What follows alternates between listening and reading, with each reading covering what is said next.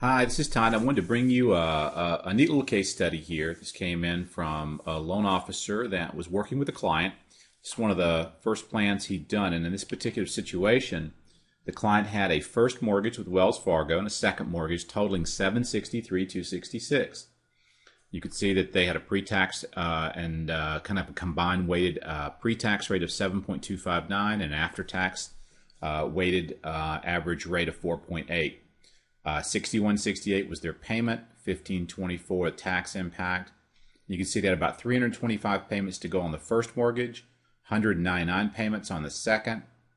Best case, they would be paid off in 294 months. Remember, this 294 months is how quickly they could be paid off based on their current monthly payments. So they're paying 6168 a month towards their debts. And this is saying, hey, this is going to be paid off first in 199 months. If they just kept paying 6168 a month going forward, how quickly could they be completely out of debt? And the answer is 294 months. So that's our best case scenario, let's say, for them to be debt free. Now, the loan officer knew that this was going to save them a good bit of money. But the challenge is when they took the loan out, the property value, this loan was taken out in 2007, was much higher. So we had the 7% interest rates, but the property value was higher. This time the appraisal came in at $850. And the most the loan officer could do was 80% loan to value on this refi. So the good news is, hey, I got a 680 loan amount and I've got a jumbo rate at 5.5 for this client. And they were curious about a 30 and a 15, but of course they didn't expect to have to bring a big amount of money to the closing table. The 15-year fix was at 5 1/8 at 680 on a jumbo. Again, the same 80% LTV. So you can see the LO just simply set up 30-year fixed and 15-year fixed as the description, selected those two programs, put in 80%, that gave him his loan amount, and he put in his interest rate. Then he simply took his payment, and with the payment button, he copied down the property taxes and insurance for that particular client's property. So now you can see this is the setup, okay, for the scratch board, but we can already see, well, what's the challenge here? The client owes $763,266, and the most the loan amount could be for is $680. There was no way for this particular loan officer to do a second position mortgage. So when we look at the current scenario, which remember is our do-nothing scenario, current is to keep the 30-year fix at 7 1/8 and the 10-year mortgage at 7.99. There's no impact to their cash at closing. But if I look at the 30-year or the 15-year fixed, they're going to have 3/4 of a point in origination fees, about $3,500 in closing costs, about $3,100 in prepaids, but he's showing that as a credit to get since those are going to come back from the other lender, from Wells Fargo. So the real out-of-pocket net closing cost is going to be around $8,600 for this loan. But they need to bring $83,266 cash at closing because that's the difference between what they owe. That $83,266 is the difference between the $680 and the $763,266. So essentially, remember the three questions that we need to be able to answer for this consumer, for any consumer, is what's the impact on the cash at closing?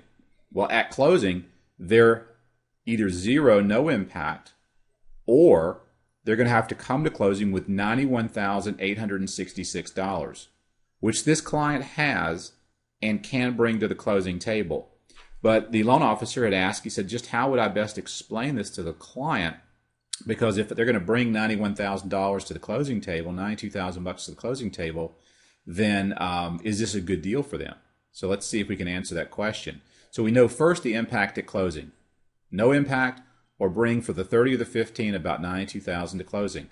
The second is the payment impact, and they want to look at the after-tax payment. So we've expanded right here. Remember, you expand pre-tax if I collapse it, or after-tax will adjust for the tax impact. So right now they're spending $61.69, but on an after-tax basis they're spending about $46.45. So if they keep what they have, again, there's no monthly payment change. We're always looking and we're always interested in comparing what they have today to their alternatives. Now, if I go through and look at the EPR comparison, we can see we're dropping their interest rate dramatically, and we're dropping their payment by $1,706 a month on a pre-tax basis, by $1,210 a month on an after-tax basis. So that's coming from both a lower interest rate, but it's coming because they're also paying down their principal by $92,000. Over here on the 15-year fixed, even with paying down $91,866 and dropping that interest rate, they're still going to spend on an after-tax basis an extra $421 a month. So far, when I look at this, what would this tell me? It would say, this is what you're going to need to bring to closing, $92,000, and at closing you're going to have either $1,210 a month, which would be discretionary for you. That's cash that's going to come to you each month that you can do whatever you want to with. Or if I go with the 15-year fixed, you're going to actually pay an extra $421 a month after tax. But remember, this is after tax. Pre-tax, I can see the actual cash flow is positive. They'll have $145 a month in positive cash flow on a monthly basis. But after they pay the taxes at the end of the year, the real after-tax impact is going to be negative $421. So the real question for this client, and the question for you, if you were this client, would be what? Which of these two options would be the best for me, and are either of them better than simply keeping what I have today? Well, the target time frame for this client was 15 years because they really were interested in a 15-year mortgage because they had, again, 30 years to go on their first mortgage and 10 on their second, and they'd like to pay this off if it makes sense. So we just take our slider to 15 years. We left our appreciation rate at 0 since it doesn't have a real impact on the analysis here, right? Because if it appreciates at 3%, then all three properties are going to be worth more. So we'll just leave it at 0. I can see if I keep my current mortgage, I'll have $452,502 left in 15 years. If I go with the new mortgage on the new 30, I'll owe $472,530 in 15 years, right? Because I'm basically restarting a 30-year mortgage. So I'm 15 years into it. With this mortgage, I'm already 3 years in.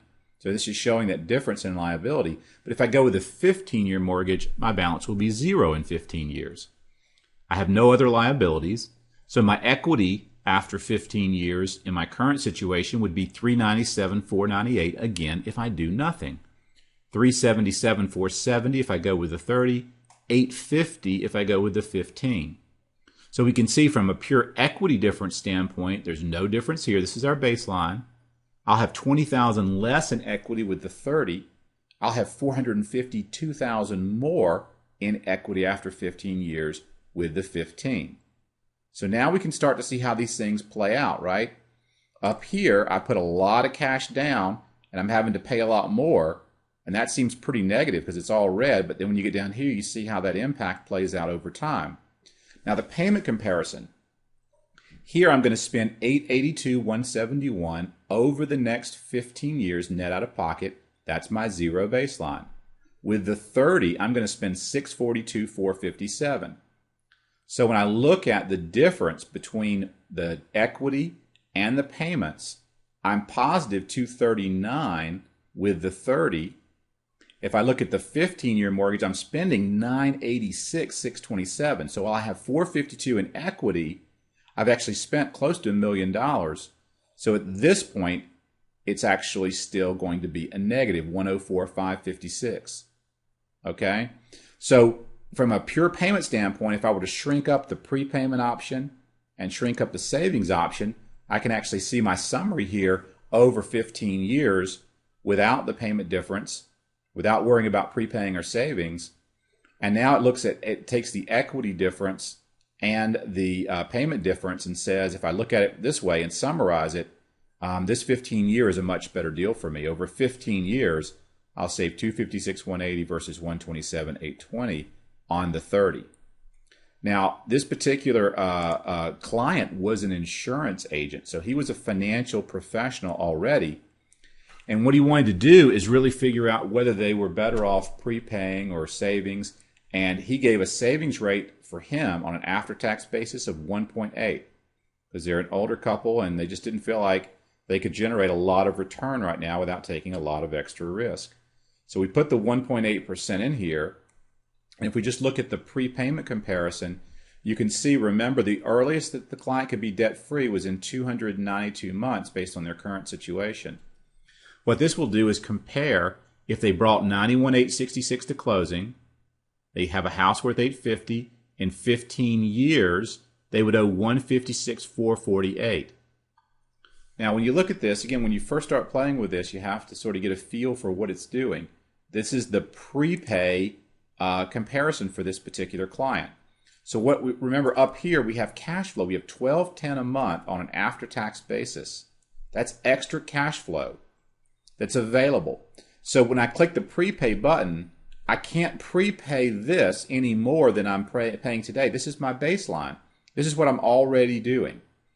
But in this scenario, I have an extra $12.10 a month. So if I expand the prepay button, the default is that money, that this $12.10 a month, would be applied towards the new mortgage. And now I can see that in 15 years, I would have a mortgage balance of $156,448. Now, I've got a negative savings and interest, and that's coming from the fact that I put $91,866 in. So I have to adjust this opening balance and figure out over this 15-year period, what did I really spend? Well, if I could earn 1.8% interest on that money, if I could earn no interest on that money, then I've got to back out that commitment, that money I put in up front, that $91,866. But this advisor felt like he could earn 1.8%, right? So if 1.8 is what he could have earned 1.8% on that $91,866 that he's putting into the mortgage. So this is what he's putting into the mortgage, but over 15 years, he's really putting in 123.17 because he lost that 1.8% interest over that time period. So this is doing a true apples to apples. It's saying in 15 years, do nothing, keep what you have. You'll have a house worth $850. You'll still owe $452,505. You'll have equity of $397,498. And if you paid off and used all of your current cash flow that you're currently spending on this debt, you could be debt-free in 292 months. Go with a 30-year, you're going to put in $91,866 at closing, and in 15 years, you'd have an $850 house value. Your mortgage would be $156,448. Why is it so much lower than this? Because you're clicking prepay, which is going to assume that any cash available, this $12.10 a month, is going to be applied towards that mortgage. So you got an $850 house, you got $156 left over, and you had to commit. You really had to commit not $91,866, but $123.17, because again, you could have earned 1.8% on that money. So your equity then is $573,235. That is an increase over this equity of $175,737. Over 15 years, that's like $976 a month in extra cash flow to you. And you have to look at the 241 to remember, what does this represent? This represents dollar for dollar on the same cash flow. How quickly could this client be debt-free compared to this first column? Because in this first column, he could be debt-free in 292 months. Why is that possible? Because he's got two debts here, $325 and $199. He's paying $61.68 a month on those debts. If he just paid $61.68 a month every month going forward, he could be debt-free in 294 months. Down here it shows 292 because it's actually doing a day-to-day comparison. It's a little bit more of an accurate analysis. Up there it's just a real close estimate. But here we can say the earliest would be 292. So this baseline, 241, just means for the exact same dollars that he would spend in his current situation, he could be debt-free in 241 months here and 232 months here. Now, again, I'm taking a little extra time to explain this because this is something that's important to get. When you look at months to debt-free, 232, you might say, well, wait a minute, this is a 15-year mortgage. He's going to be debt-free in 15 years, right? Because we know the mortgage balance is zero in 15 years. But over 15 years, he put $91,866 in up front and an extra $421 a month in cash flow. See, many of the programs or even the Excel spreadsheets that I've seen people build, what they'll do is they'll go through and they want to count for all of these variables. This is actually taking and saying this $91,866 you're paying up front plus $421 a month over 15 years at 1.8%, because that's what you could have earned on that money somewhere else, is $238,607. So you're going to be debt-free in 180 months, right? but you've spent this much extra.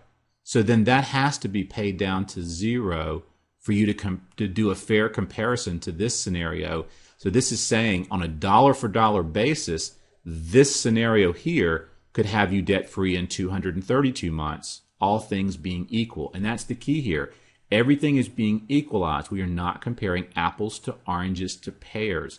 No, when you do an analysis, you are comparing side by side. What does this tell me for this client?